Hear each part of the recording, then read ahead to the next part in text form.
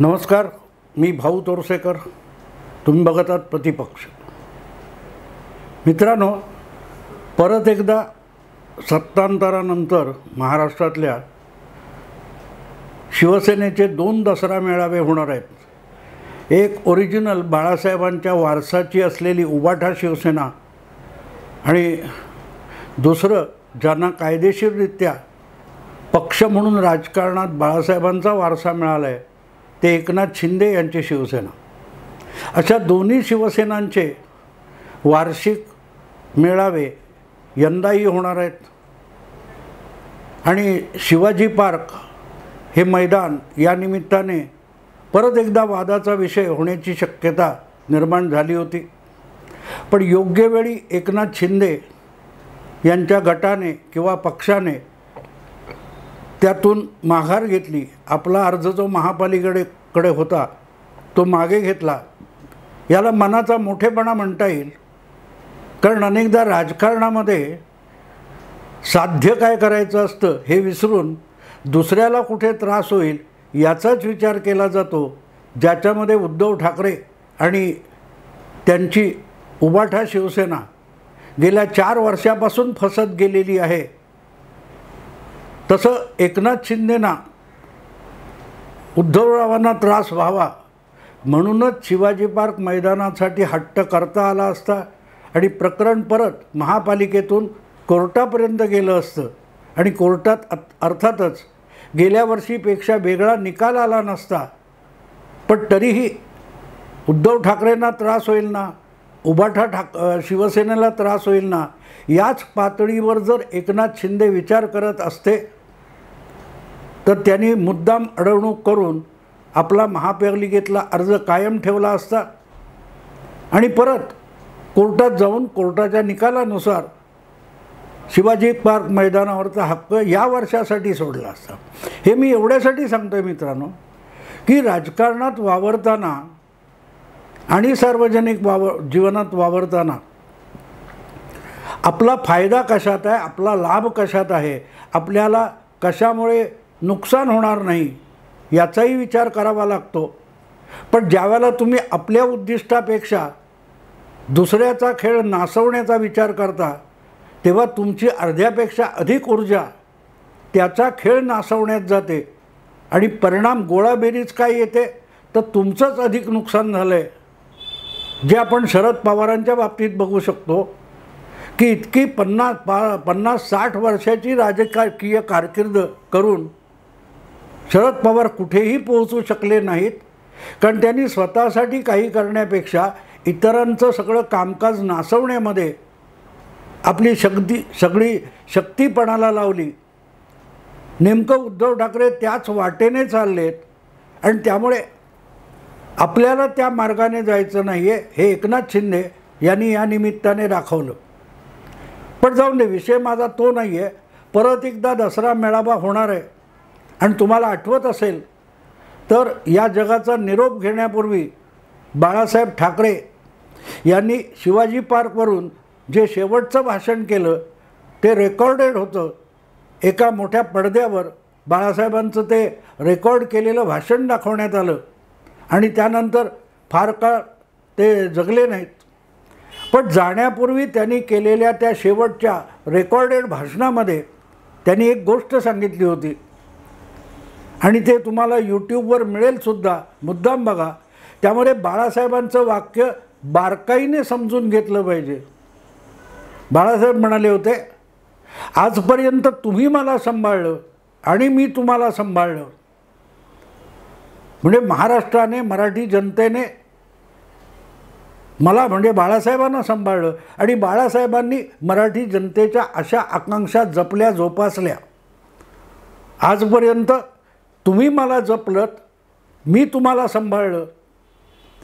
यापुढे आदित्य आणि उद्धव यांना सांभाळा, हे त्यांचं शेवटचं वाक्य होतं. फरक एवढाच असतो की आता यापुढे उद्धव आणि आदित्य तुम्हाला सांभाळतील असं बाळासाहेबांनी म्हटलेलं नाही. उलट मराठी जनतेला, शिवसैनिकांना, शिवसेनेच्या पाठीराख्यांना बाळासाहेबांनी विनंती केली की माझ्या मुलाला आणि नातवाला सांभाळून घ्या. याच्यातला मोठा आशय असा की ते स्वतःलाही सांभाळू शकत नाहीत, ते तुम्हाला तर सांभाळू शकतच नाहीत. महाराष्ट्राला, मराठी माणसाच्या अशा आकांक्षेला उद्धव आणि आदित्य सांभाळू शकणार नाहीत, पण ते स्वतःलाही सांभाळू शकणार नाहीत आणि म्हणूनच पर्यायाने शिवसेनासुद्धा सांभाळू शकणार नाहीत. म्हणून या पुढल्या काळात त्या दोघांसकट शिवसेना तुम्ही सांभाळा असं शिवसेनेच्या चाहत्यांना, हितचिंतकांना, पाठीराख्यांना, कार्यकर्त्यांना बाळासाहेबांनी आवाहन केलं होतं. आणि त्यांचे शब्द किती खरे ठरले बघा. ना उद्धव आणि आदित्य स्वतःला सांभाळू शकले, ना बाळासाहेबांनी स्थापन करून चालवलेल्या शिवसेनेला चालवू शकले. परत एकदा शिवसेनेचा वर्धापन दिन आलेला आहे आणि त्या निमित्ताने हे कडू बोलणं भाग पडतं. याचं कारण, आज बोलण्याचं कारण असं आहे की दसरा मेळावा आहे आणि दसरा मेळाव्याचं एक वैशिष्ट्य असं सांगितलं जातं की त्या दिवशी पांडवांचा वनवास संपतो आणि ते शमीच्या झाडावर लपवून ठेवलेली शस्त्र बाहेर काढतात आणि पुढच्या लढाईला सुरुवात होते किंवा पुढच्या घटनाक्रमाला सुरुवात होते. त्याला सीमोल्लंघन म्हटलं जातं. जी वनवासाची, अज्ञातवासाची सीमारेषा होती, त्या सीमा ओलांडून परत वास्तव व्यवहारी जगात येण्यासाठी ती मर्यादा, ती सीमा ओलांडली, त्याला सीमोल्लंघन म्हणतात. सीमा म्हणजे सरहद्द असते. आणि हे मी एवढ्यासाठी सांगतोय मित्रांनो की काल परवा शिवसेनेचेच माजी मुख्यमंत्री आणि आजचे भाजपचे केंद्रीय मंत्री नारायण राणे यांचे सुपुत्र आणि भाजपचे आमदार नितेश राणे यांनी एक गंभीर आरोप केलेला आहे. मेळावा संपल्यावर आदित्य ठाकरे देश सोडून पळून जाण्याची शक्यता आहे. कारण सुशांत सिंग राजपूत आणि दिशा सालियन या दोघांच्या संशयास्पद मृत्यूचं प्रकरण आता सुनावणीच्या ऐरणीवर येणार आहे अशा बातम्या आहेत. आणि नेमकं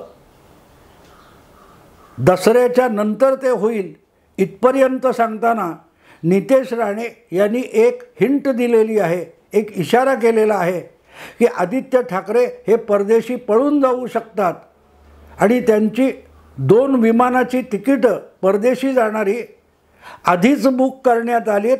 इथपर्यंत नारायण राणे इशारा देतात. त्याचा इन्कार निदान उबाटा शिवसेनेच्या कोर्टातून कोणी केलेला नाही किंवा नारायण राणे, नितेश राणे यांच्यावर उबाटा सेनेचे कुठचेही नेते प्रवक्ते तुटूनसुद्धा पडलेले नाहीत. आणि ही बाब लक्षात घेण्यासारखी आहे मित्रांनो, ही बाब लक्षात घेण्यासारखी आहे. कुछ तो गडबड है.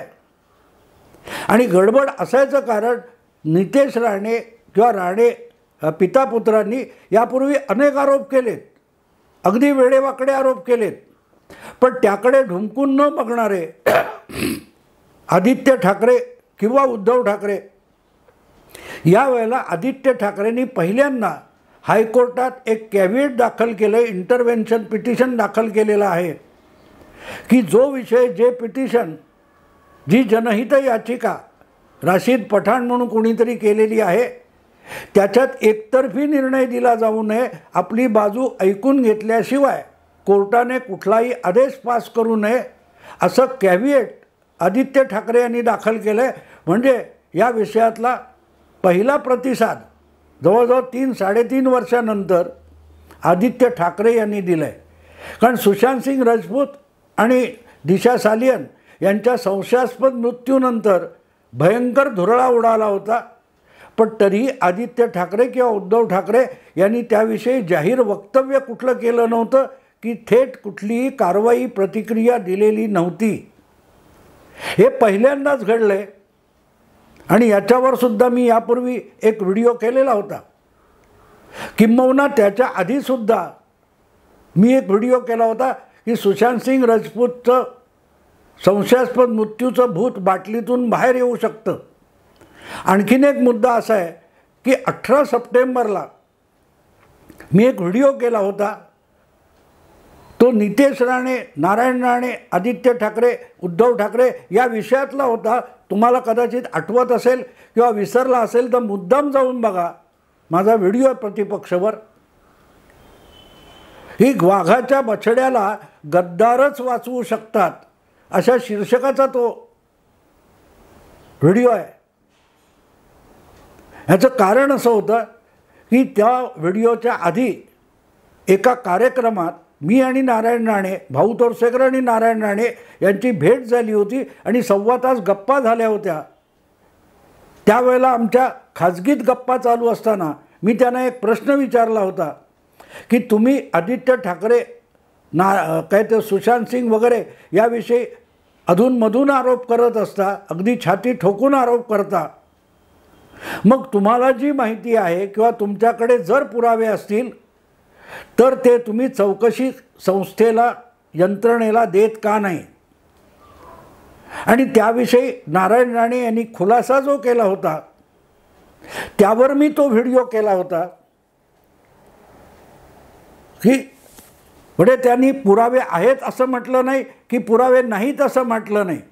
पण नारायण राणे यांनी एक गोष्ट स्पष्ट केली होती की बाळासाहेबांना अखेरच्या काळात त्यांचा फोन आला असताना त्यांनी जो शब्द मागितला होता तो शब्द मी दिला. बाळासाहेबांनी एकच म्हटलं होतं की नारायण तुझ्याकडून मला एक शब्द पाहिजे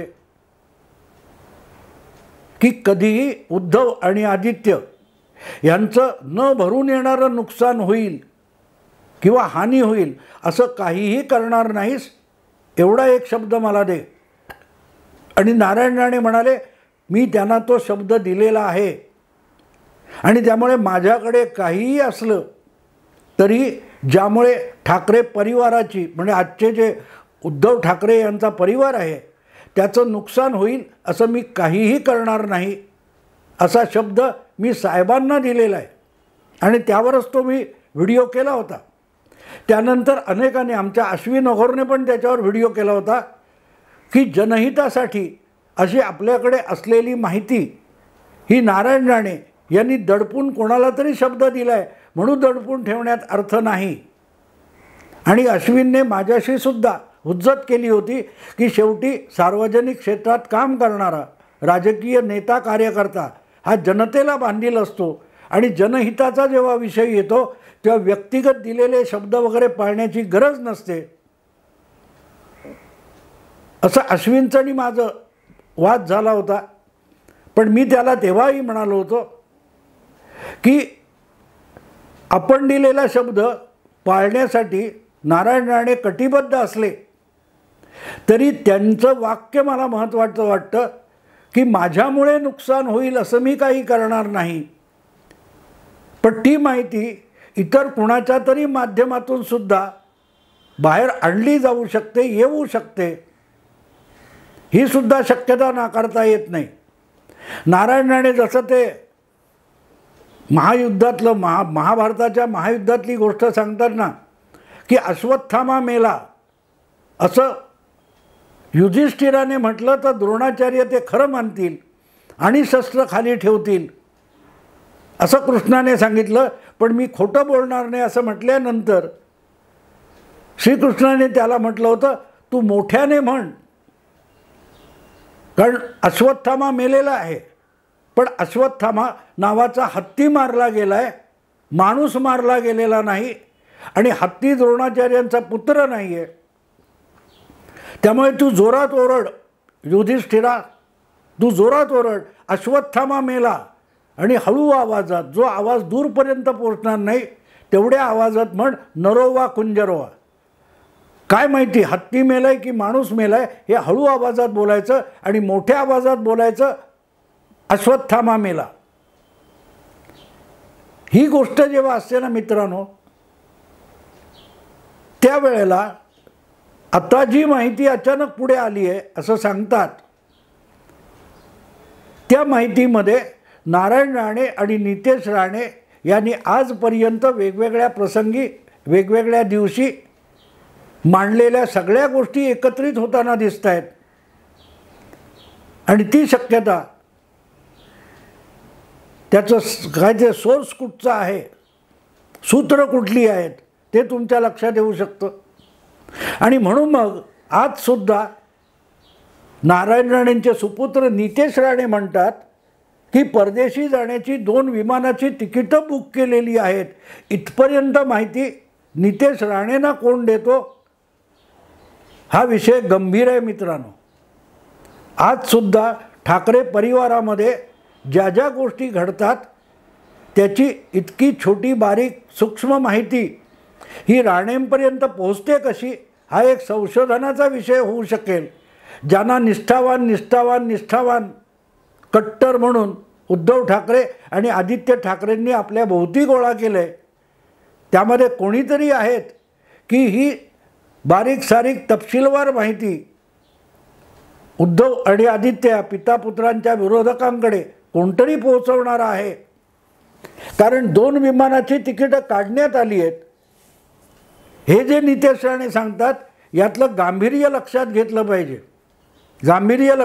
पाहिजे, कारण हा विषय कोर्टात आला. आणि लक्षात घ्या की असं काय आहे, राशिद खान पठाण किंवा आणखीन ते ओझा म्हणून आहेत, त्यांनी जे काय कोर्टात पिटिशन टाकलेले आहेत त्यामध्ये जी माहिती त्यांनी पिटिशनमध्ये टाकले ती सगळ्यांसाठी उपलब्ध आहे. पण त्यातली कुठली तरी माहिती अशी आहे की ज्यामुळे आदित्य ठाकरे यांचा धीर सुटलेला आहे आणि आजवरचा अलिप्तपणा सोडून त्यांनी थेट हायकोर्टामध्ये इंटरव्हेन्शन पिटिशन दाखल केलं आहे, कॅव्हिएट दाखल केलेला आहे. म्हणजे त्या तपशिलामध्ये त्या 2 काय त्या पिटिशनमध्ये याचिकांमध्ये कुठला तरी तपशील असा आहे की तो आदित्य ठाकरेंना कमालीचा विचलित करून गेलेला आहे.